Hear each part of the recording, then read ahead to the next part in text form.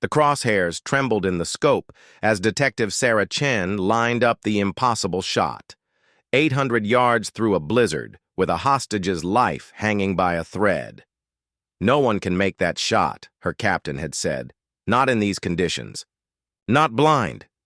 But as the rifle bucked against her shoulder and the bullet tore through the storm, Sarah realized the most terrifying part wasn't whether she'd hit her target. It was that she'd never even seen him pull the trigger on her partner first. The abandoned steel mill stretched across the frozen landscape like the skeleton of some ancient beast, its rusted towers clawing at the gray December sky. Detective Sarah Chen pressed herself against the concrete barrier, her breath forming clouds in the bitter air as she adjusted the scope on her Barrett M82. 800 yards away through the industrial maze of catwalks and machinery, a man held her, partner at gunpoint. "Chen, you don't have a clean shot," Captain Morrison's voice crackled through her earpiece. "The storm's getting worse. Visibility is near zero." Sarah wiped ice crystals from her scope lens. The wind howled between the structures, carrying sheets of snow that made the distant figures appear and disappear like ghosts. She could barely make out Detective Marcus Rivera's silhouette, kneeling on the narrow catwalk with his hands zip-tied behind his back. The gunman, Vincent Kozlov, according to the bolo, stood directly behind him, using Marcus as a human shield. "I've got eyes on the target," Sarah whispered into her mic, though her words felt like a lie. The blizzard had reduced the world to shifting white curtains and shadow. "Stand down, Chen. SWAT is 2 minutes out." "Marcus doesn't have 2 minutes." Through her scope, Sarah saw Kozlov press the barrel of his Glock to Marcus's temple. Even at this distance, she could see her partner's shoulders trembling. Whether from cold or fear, she couldn't tell. They'd been partners for 3 years. She knew Marcus had a daughter starting kindergarten next month. She knew he kept her drawing of a rainbow taped to his dashboard. She knew he'd taken this case personally because the victim, 16-year-old Elena Vasquez, reminded him of his own kid. "Please," Marcus's voice carried across the distance, barely audible over the wind. "Just let me go. You've got what you wanted." Kozlov's laugh was sharp and cold. "What I wanted? You think this is about money?" He yanked Marcus's head back by the hair. "Your partner killed my brother." Sarah's blood turned to ice water. Through the scope, she watched Kozlov's finger tighten on the trigger. "I didn't kill anyone," Marcus said, his voice steady despite the gun pressed to his skull. "And neither did Sarah." "Liar!" Kozlov's shout echoed off the steel structures. 3 months ago, the warehouse on 5th Street, Dmitry Kozlov, shot in the back while trying to surrender. Sarah's mind raced back to that night in September. The weapons trafficking bust that had gone sideways. Shots fired in the darkness. When the smoke cleared, Dmitry Kozlov was dead. But it hadn't been her, Bullet or Marcus's, that killed him. The ballistics report had been clear. "Vincent," she called out, her voice carrying across the frozen expanse. "Your brother was killed by his own partner. Alexei Petrov turned state's evidence and shot Dmitry to cover his tracks. We have the ballistics report. More lies!" But she could hear uncertainty creeping into Kozlov's voice. The wind gusted, and Sarah lost sight of them completely in a wall of snow. When it cleared seconds later, Kozlov had moved, positioning himself at a different angle. Now she couldn't see Marcus at all, only the gunman's partial silhouette through the industrial maze. "Chen, whatever you're thinking, don't do it," Morrison's voice was sharp with command. "You can't make that shot, not in these conditions." Sarah's finger found the trigger. She'd been shooting competitively since she was 12. State champion, 3 years running, Marine Corps sniper qualification with a perfect score. But this wasn't a competition or a training exercise. This was her partner's life, and the shot was impossible. The math ran through her head automatically. Wind speed, at least 30 miles per hour, gusting higher. Temperature dropping, affecting bullet trajectory. Snow reducing visibility to maybe 50 yards at best. And somewhere in that white chaos, Marcus was kneeling with a gun to his head. 30 seconds, Kozlov shouted. 30 seconds for Detective Chen to show herself or your partner dies. Sarah closed her eyes, steadied her breathing. When she opened them, the storm had cleared just enough for her to see Marcus again. His head was tilted up, looking directly at her position 800 yards away. Even through the scope, even through the snow and distance, she could see him mouth two words. Take it. Time's up, Kozlov snarled. Sarah saw the muzzle flash. Before she heard the gunshot, Marcus jerked forward, blood spattering the snow beneath the catwalk. But he was still moving, still breathing. Kozlov had missed, or deliberately aimed wide. That was a warning, the gunman called out. Next one won't be. Sarah's world narrowed to the crosshairs in her scope. She couldn't see Kozlov clearly, just a suggestion of movement behind Marcus, a shadow that kept shifting as the wind drove snow between the steel beams. The shot was beyond impossible. It was fantasy, but Marcus was going to die if she didn't try. Chen, stand down. That's an order. She switched off her radio. The rifle felt like ice in her hands as she tracked movement through the scope. There, a flash of dark clothing against white snow. She led the target, compensating for wind, for distance, for the fact that she was essentially shooting blind. The Barrett kicked against her shoulder like a sledgehammer. The report echoed off the mill's structures, amplified and distorted until it sounded like thunder. Through the scope, she watched Marcus fall forward. Target down, she whispered to herself, but her voice caught. She couldn't see if Kozlov was hit. She couldn't see if Marcus was alive. The snow had swallowed everything. Sarah was already moving, leaving the rifle behind as she sprinted toward the mill. Her boots slipped on ice-covered concrete as she weaved between rusted machinery and broken pipework. The distance that had seemed manageable through a scope became an eternity on foot. Sarah! Morrison's voice boomed across the complex. Chen, respond! She reached the base of the tower and took the maintenance ladder 2 rungs at a time, her service weapon drawn. Her lungs burned in the frigid air, but she didn't slow down. Above her, she could hear voices, shouting, cursing, the sound of someone in pain. The catwalk stretched out before her like a narrow bridge over hell. At the far end, she could see 2 figures sprawled on the metal grating. Blood, dark and steaming, in the cold pooled beneath them. Marcus lay on his side, alive but barely conscious. A bullet had carved a furrow across his scalp. Painful, but not fatal. Kozlov was 3 feet away, Sarah's bullet having punched through his chest. He was still breathing, but just barely. How? Kozlov whispered as Sarah knelt beside him, applying pressure to the wound even as she cuffed his hands. How did you make that shot? I never even saw you. Sarah looked down at the man who had tried to murder her partner. The shot had been impossible. She'd fired blind through a blizzard, hitting a target she couldn't see at a distance no sane sniper would attempt. Lucky, I guess, she said.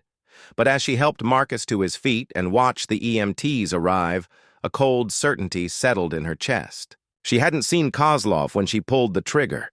She'd been aiming at shadows and hope, firing on instinct and prayer. The bullet shouldn't have found its mark. By every law of physics and probability, Marcus should be dead. Yet somehow, impossibly, she'd made the shot. As they loaded Kozlov into the ambulance, alive but critical, he grabbed Sarah's wrist with surprising strength. I saw the muzzle flash, he whispered, his eyes wide with confusion and something that might have been fear. But it wasn't from your position. The shot came from behind me, inside the mill. Sarah's blood went cold. What are you talking about? Someone else fired first. Kozlov's grip tightened. Someone who wanted me to think it was you. They used your shot as cover, but I felt the bullet pass right by my head before yours hit me. The ambulance doors slammed shut, and Sarah was left standing in the snow, staring at the mill's broken windows and rusted doorways. Someone else had been in there. Someone who had fired at almost the exact same moment she had. Someone who had deliberately missed. Sarah stood in the abandoned mill's main floor, her flashlight cutting through the industrial gloom like a sword through black velvet. The building stretched around her, a cathedral of rust and decay, with massive support beams rising toward a ceiling lost in shadow.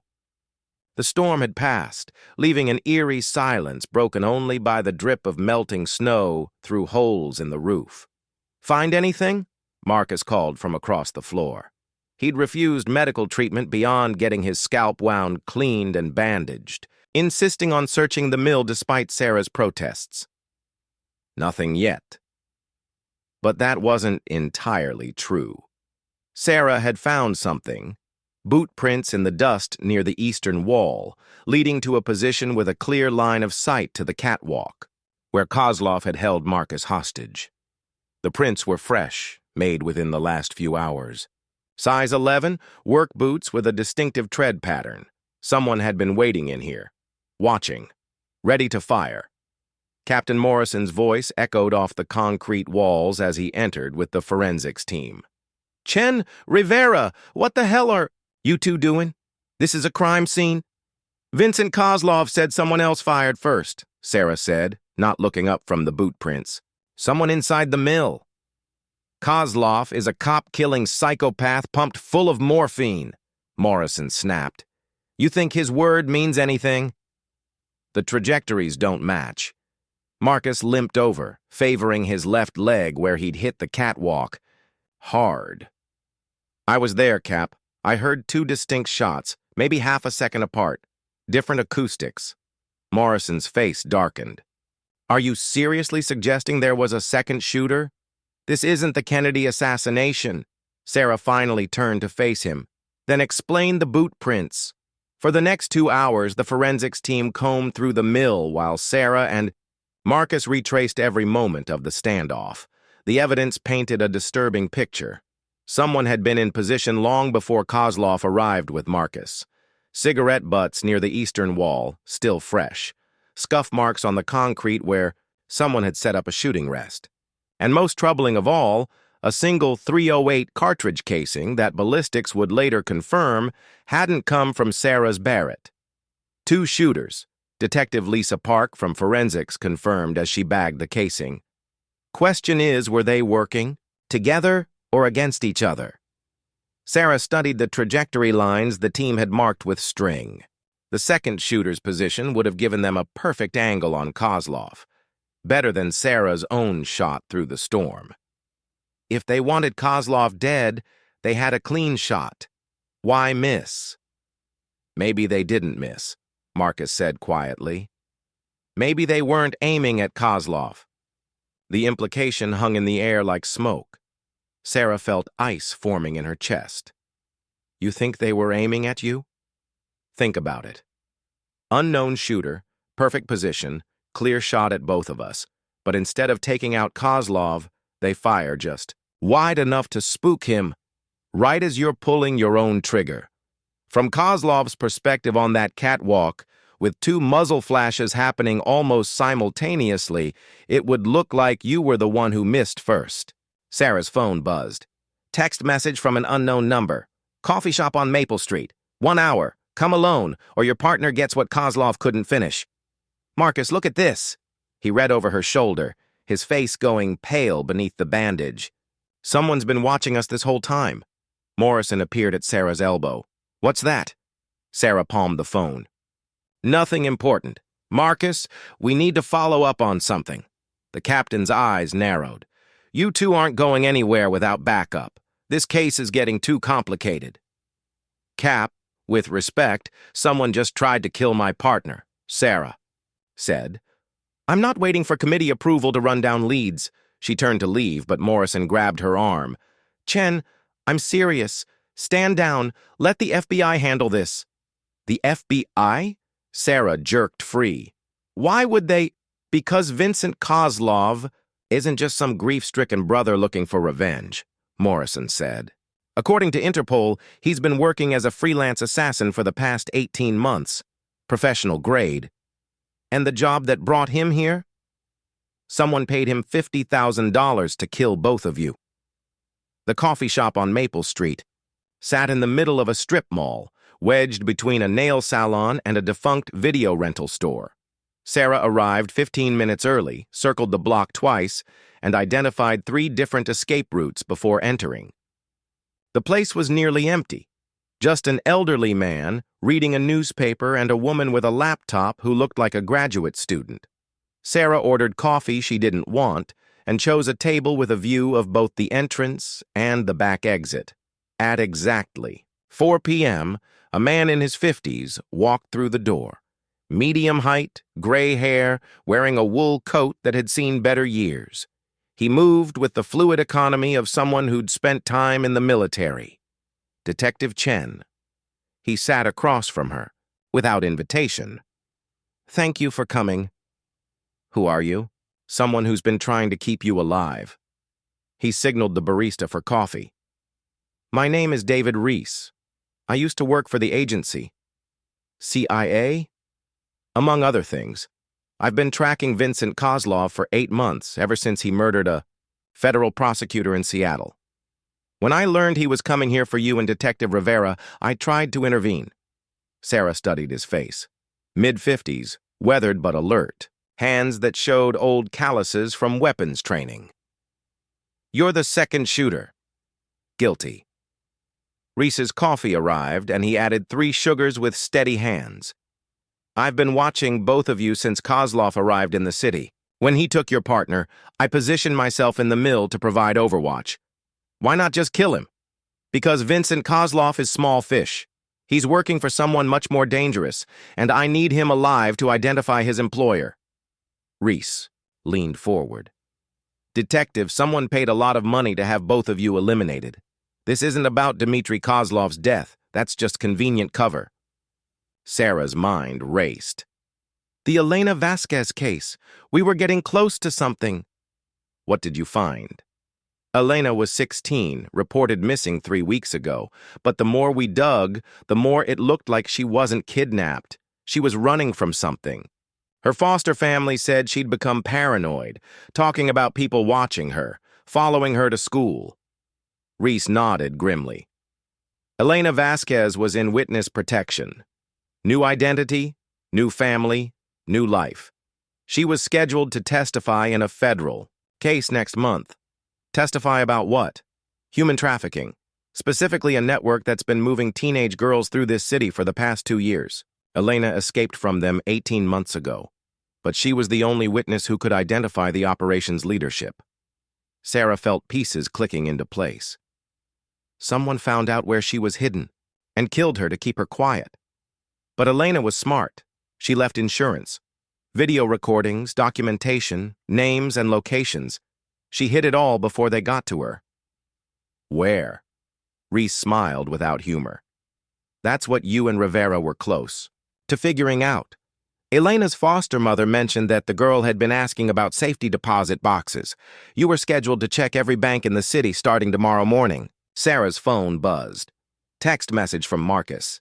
"Sarah, where are you?" "Something's wrong at the station. Morrison's acting strange, and there are federal agents here asking about you." She showed Reese the message. His face darkened. "We need to go. Now." "Go where?" "Somewhere safe, while I figure out how deep this goes." He stood, tossing a 20 on the table. "Detective, I don't think Vincent Kozlov was the only assassin sent after you. And I don't think the corruption stops with whoever hired him." Sarah's blood went cold. "You think someone in the department is involved?" "I think someone with access to witness protection files, police databases, and federal case information is cleaning house. And I think they've been planning this for months." They walked toward the parking lot, Sarah's hand resting on her service weapon. The late afternoon sun cast long shadows between the cars, creating dozens of potential hiding spots. Halfway to her vehicle, Reese suddenly grabbed her arm. "Don't look, but there's a sniper on the roof of the apartment building across the street. Red laser dot just painted your back." Sarah's training kicked in. She dropped into a crouch behind a parked SUV, drawing her Glock, as Reese produced a compact assault rifle from beneath his coat. "How many?" she whispered. "At least 3 positions. Rooftops and the alley behind us. Professional setup." Sarah's phone rang. Morrison's number. "Answer it," Reese said. "Act normal. Chen here." "Sarah, where are you?" Morrison's voice was tight, with stress. "We need you back at the station immediately. There's been a development in the Kozlov case." Through the scope of the rifle she could see pointed at them, Sarah watched a muzzle flash bloom like a deadly flower. The SUV's rear window exploded in a shower of glass. "Development my ass," she muttered, ending the call. Reese was already moving, laying down covering fire as he advanced toward the apartment building. "These aren't street criminals, Detective. Military training, professional equipment. Someone called in a cleanup crew." Another shot punched through the SUV's door, missing Sarah's head by inches. She rolled toward the next vehicle, returning fire toward the muzzle flashes. Around them, civilians screamed and scattered. "The bank!" Reese shouted over the gunfire. "Elena's evidence. We need to find it before they do." "Which bank?" "First National on Oak Street."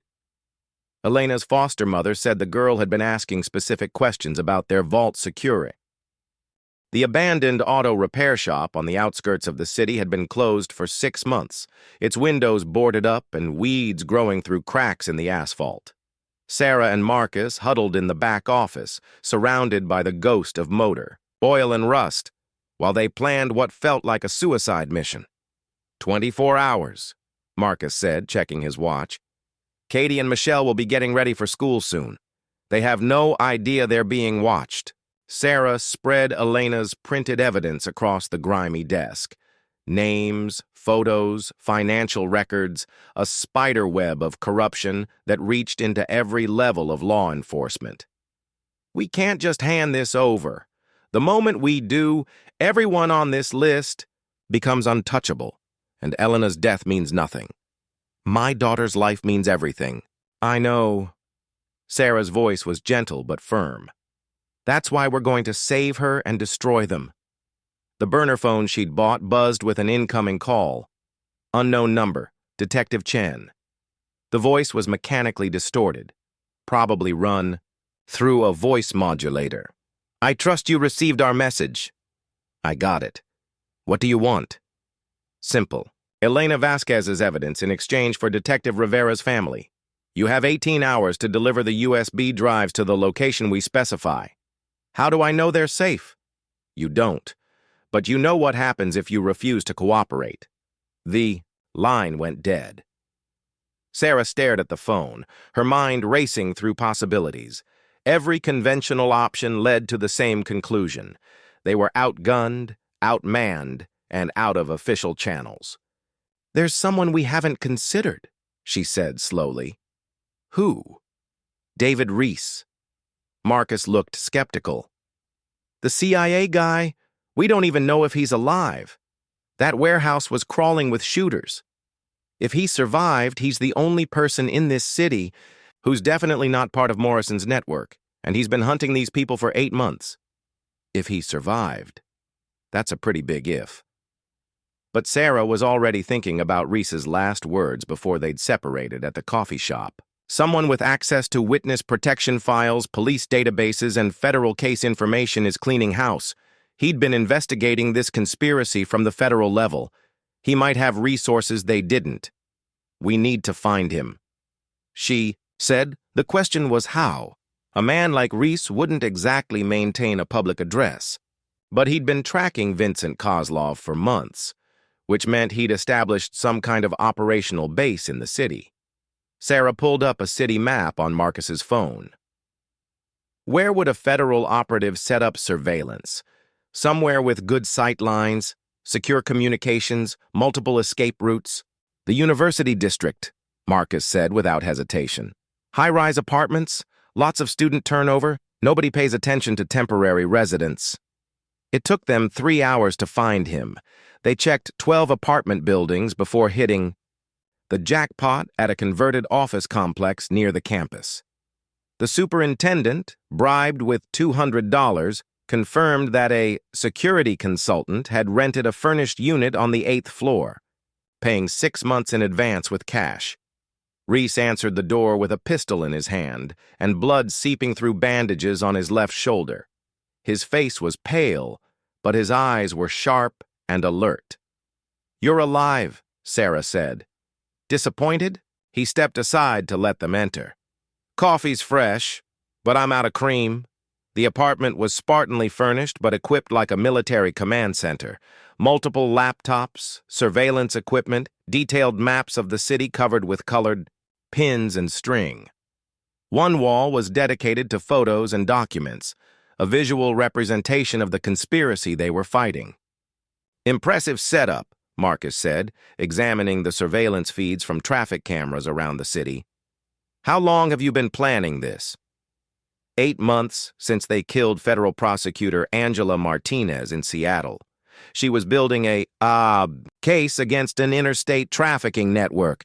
The night before she was scheduled to present evidence to a grand jury, Vincent Kozlov put 3 bullets in her head. Reese sat heavily in a desk chair, favoring his wounded shoulder. "That's when I realized this wasn't just random violence. Someone was systematically eliminating witnesses and investigators. Someone with access to federal case files and witness protection databases." "We have Elena's evidence," Sarah said. "Names, financial records, everything. But they're holding Marcus's family hostage."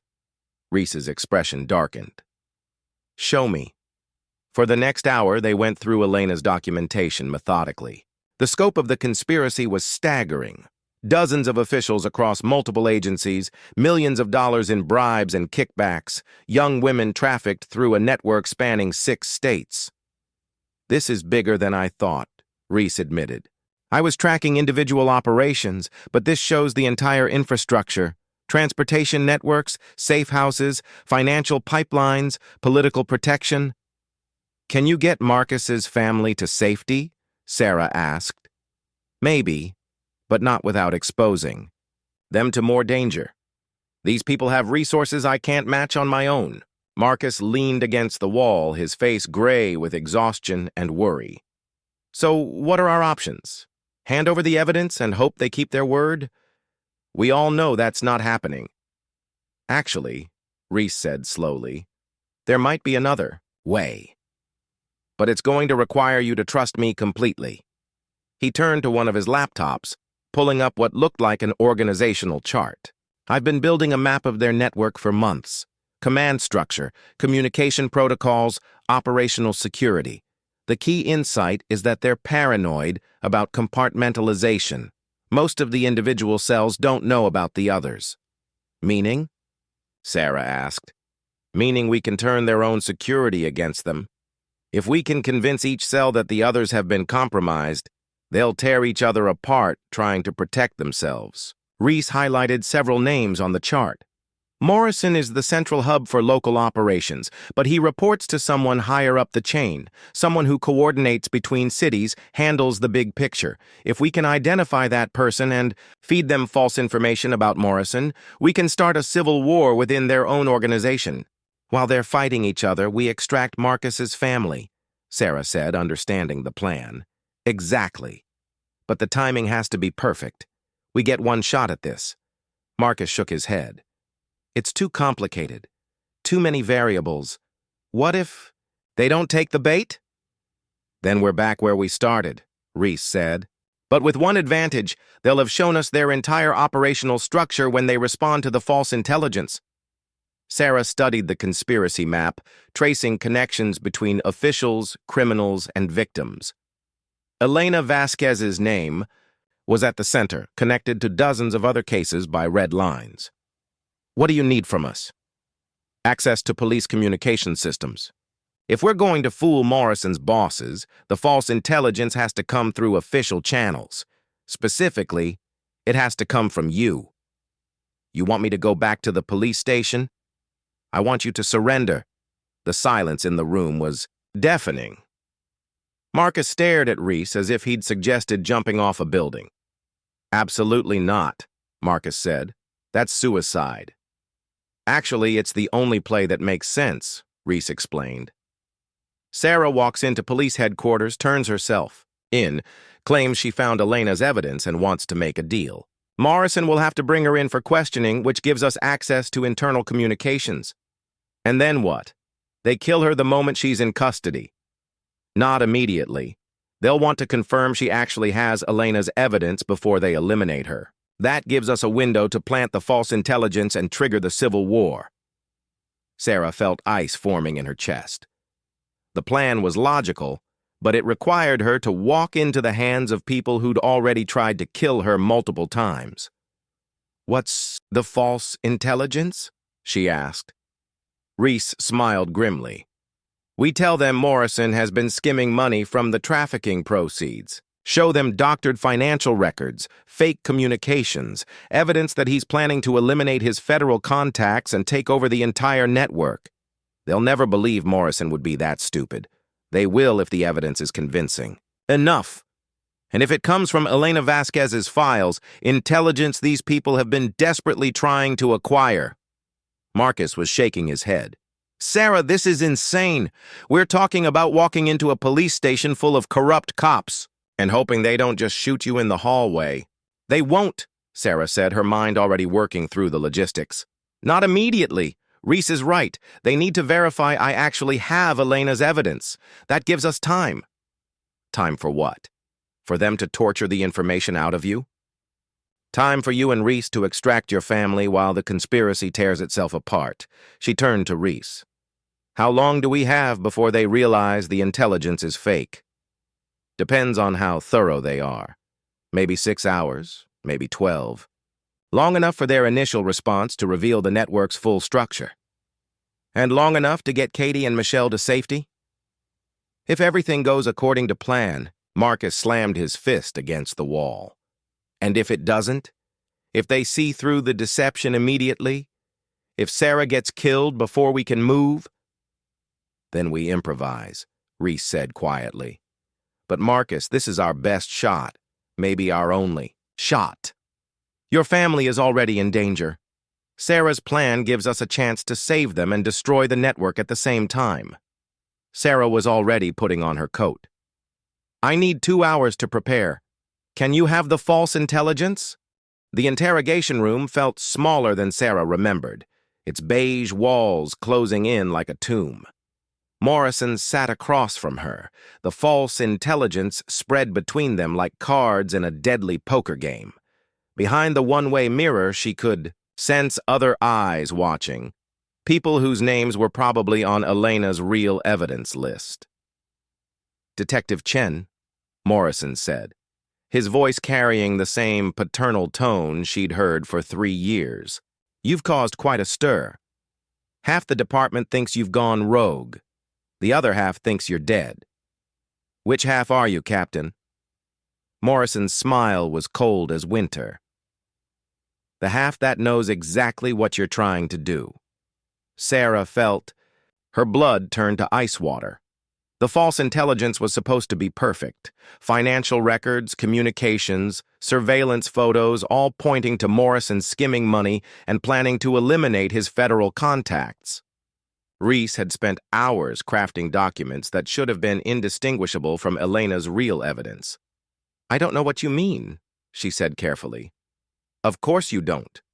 Morrison picked up one of the doctored financial documents. "Tell me, detective, when did you become an expert at digital forensics? These bank records show sophisticated alteration, the kind that requires professional software and considerable skill." He tossed the document across the table.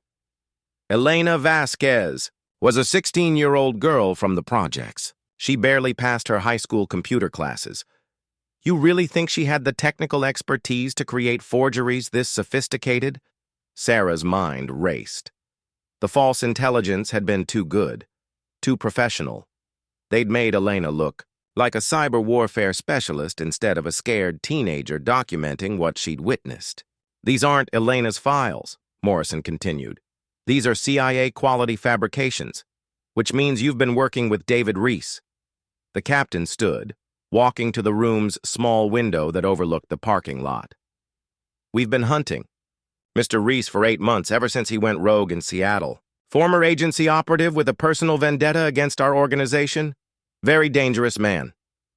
Our organization? Sarah let the words hang in the air. Morrison turned back to her, and for the first time in 3 years, she saw him without any mask. The paternal mentor was gone, replaced by something cold and calculating. Did you really think this was just about Captain Morrison taking bribes, Detective? This operation spans 6 states, involves dozens of federal agencies, and generates over $50 million annually. I'm middle management at best. He sat back down, leaning forward with the intensity of a predator. But you already know that, don't you? Because you have Elena's real evidence. The question is, where? Sarah's earpiece, disguised as a hearing aid, crackled with Reese's voice. Sarah, we're monitoring police communications. Multiple units are moving toward your location. This is escalating faster than planned. She couldn't respond without revealing the communication device, so she simply sat silent, watching Morrison's face for tells. The silent treatment? Morrison chuckled. Detective, let me explain your situation. David Reese is currently trapped in his apartment building surrounded by federal agents. Detective Rivera's family is under surveillance by people who have no qualms about killing children. And you're sitting in a room with someone who's been planning your death for weeks. Morrison opened a file folder, revealing surveillance photos of Sarah and Marcus from the past 3 months. We've been watching you since the moment Elena first tried to contact you. Every phone call, every movement, every decision. Did you really think a scared teenager could outsmart a network that's been operating successfully for 5 years? Then why not just kill us immediately? Because Elena was smarter than we gave her credit for. She didn't just document our operations, she created a dead man's switch. If anything happened to her, or if she failed to check in at regular intervals, certain information would be automatically released to multiple news outlets. Sarah felt pieces clicking into place. She's still alive. Morrison's expression darkened. Was alive. Past tense. We found her 3 days ago, but not before she'd managed to hide the evidence and activate her insurance policy. Now, we have 72 hours to find and destroy her documentation before it goes public automatically. Which is why you needed us alive, to help you find it. Exactly. Elena trusted you and Rivera. She would have hidden the evidence somewhere connected to the people she saw as protectors, but she was clever, too clever. The location isn't obvious. Morrison stood again, beginning to pace. So we had Vincent Kozlov create a crisis that would force you to reveal what you knew. When that failed, we escalated, staged attacks, created pressure, pushed you into making desperate moves. All to find Elena's evidence. All to find Elena's evidence, Morrison confirmed. And you're going to help us, Detective. Because the alternative is watching Detective Rivera's 6-year-old daughter die very slowly. Sarah's earpiece crackled again. Sarah, buildings surrounded, but we're not trapped. Marcus secured his family. They're safe. Repeat, Katie and Michelle are safe. Plan is working. Relief flooded through her, followed immediately by confusion. If the plan was working, why was Morrison so confident? Why wasn't he panicking about the false intelligence? You look confused, Detective, Morrison observed. Let me clarify something for you. We know the intelligence you brought is fake because we've been monitoring David Reese's communications for weeks. Every email, every phone call, every digital document he's created. Sarah felt the trap closing around them. You've been feeding him false information. We've been controlling his investigation from the beginning. Mr. Reese believes he's been hunting us, but actually, he's been hurting you exactly where we wanted you to go. Morrison returned to his seat, his confidence absolute. The apartment building where he's supposedly trapped? We own it. The surveillance equipment he's been using, we provided it. Even his investigation into our network, we've been feeding him just enough real information to keep him motivated while steering him away from anything truly damaging. Then why do you still need Elena's evidence? Because Elena was paranoid enough not to trust anyone completely, she created multiple insurance policies, multiple dead man switches. We've disabled some of them, but not all. And the remaining ones are set to activate in... Morrison checked his watch. Approximately 68 hours. Sarah's mind was reeling. If Reese had been compromised from the beginning, then Marcus and his family weren't actually safe. The extraction was probably another trap, designed to bring them all together for elimination. "Where's Detective Rivera?" she asked. "Executing what he believes is a rescue operation for his family. In reality, he's walking into a carefully prepared kill zone." Morrison's smile was predatory. "You see, Detective, we've been playing a much longer game than you realized." The interrogation room door opened, and a woman in her 50s entered. Sharp suit, federal credentials, the bearing of someone accustomed to absolute authority. "Agent Elizabeth Crawford, FBI," the woman introduced herself. "I'll be handling your debriefing, Detective Chen." Sarah recognized the name from Elena's. Real evidence. Crawford was one of the federal agents taking bribes to protect the trafficking network. "Let me explain how this works," Crawford said, sitting down across from Sarah. "You're going to tell us everything Elena Vasquez shared with you. Every conversation, every hint about where she might have hidden additional evidence. In exchange, we'll make Detective Rivera's death quick and painless. And if I refuse, then we'll make it very slow and very public. Stage it to look like he went insane, killed his family, and then himself." The grieving partner story writes itself.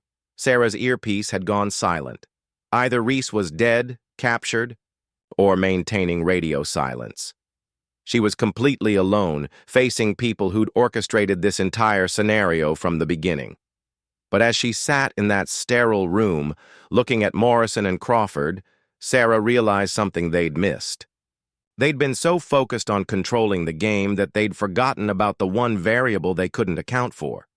Elena Vasquez had been smarter than all of them. "You're wrong about something," Sarah said quietly. "Oh?"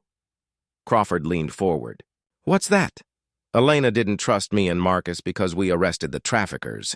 She trusted us because of what we did after the arrest." Morrison's confident expression flickered. "Meaning?" "Meaning you've been looking in the wrong place for her evidence. Elena didn't hide it somewhere connected to us professionally. She hid it somewhere connected to us personally." Sarah smiled, feeling control shift in the room for the first time. "And I know exactly where it is." The truth was, she didn't. But Elena's real evidence was still in Sarah's pocket, along with the GPS transmitter Reese had given her. And if Morrison and Crawford wanted to find Elena's insurance policy badly enough, they'd have to take her out of this room. That's when she'd activate the transmitter and hope Reese was still alive to receive the signal. "Where?" Crawford demanded. "I'll show you. But I want guarantees about Marcus and his family." Morrison laughed. "Detective, you're hardly in a position to negotiate." "Actually, I am, because in 68 hours, Elena's dead man switch activates, and your entire network goes public. You need me more than I need you." Sarah stood, looking Morrison directly in the eyes. "So here's my offer. I'll take you to Elena's evidence." Part 3 first. National Bank stood like a fortress of glass and steel against the darkening sky, its lobby lights casting geometric patterns on the snow-covered sidewalk. Sarah crouched behind a parked delivery truck across the street, watching the building through binoculars while Reese worked on his laptop in the passenger seat. "3 patrol cars circling the block," she reported. "Unmarked sedan parked at the north entrance. Someone got here first. Bank's security system shows no alarms triggered," Reese said, his fingers flying over the keyboard. "But that doesn't mean anything. Professional teams know how to bypass standard protocols." Sarah's radio crackled with dispatcher chatter. Multiple units being directed to her last known location, her own department hunting her like a fugitive. The thought made her stomach turn. "There." Reese pointed to a black SUV pulling up to the bank's employee entrance. "Same model as the vehicles from the coffee shop, Two men in tactical gear emerged from the SUV, moving with military precision toward the building. One carried a duffel bag that looked heavy enough to contain serious firepower. Sarah's phone rang. "Marcus." "Don't answer it," Reese warned. "It might actually be him. Or it might be Morrison using his phone. These people have been planning this operation for months. They'll use every psychological pressure point they can find." The phone stopped ringing, then immediately started again. This time it was a text. "Sarah, it's really me. I'm at the old warehouse on 5th Street. Escaped from the station when I realized Morrison was dirty. Need backup now, the warehouse on 5th Street, where Dmitry Kozlov had died 3 months ago." Sarah felt ice forming in her chest. "That's where this all started." "It's a trap," Reese said without looking up from his laptop. "Classic misdirection. They want you away from the bank." But Sarah was already thinking about the timing. Elena Vasquez had disappeared 3 weeks ago. The Kozlov brothers' weapons trafficking operation had been broken up 3 months ago. Vincent Kozlov had spent 8 months working as an assassin before coming here for revenge. "What if it's not misdirection?" she said slowly. "What if the warehouse is where Elena hid the evidence?" Reese's fingers stopped moving. "Explain." Elena was paranoid, right?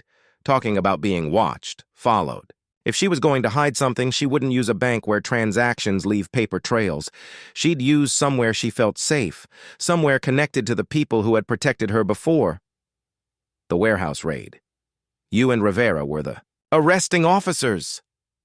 Elena would have seen the news coverage. She would have known that we took down the trafficking network that held her.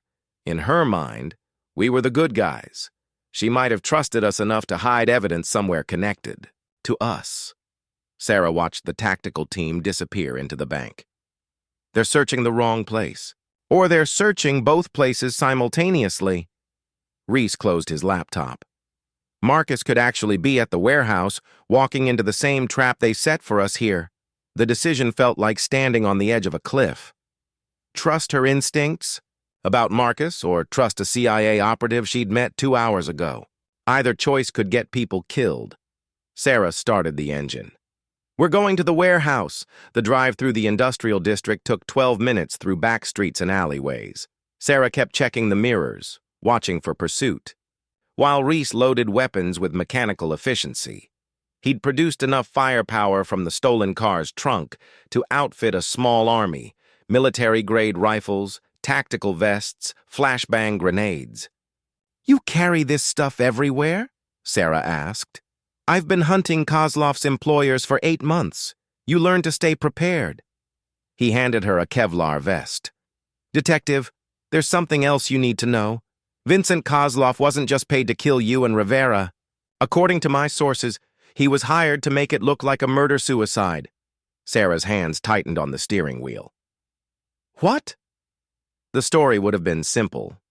Detective Rivera, consumed by guilt over Dmitry Kozlov's death, kills his partner, and then himself. Case closed, no loose ends, and any investigation into Elena Vasquez dies with you.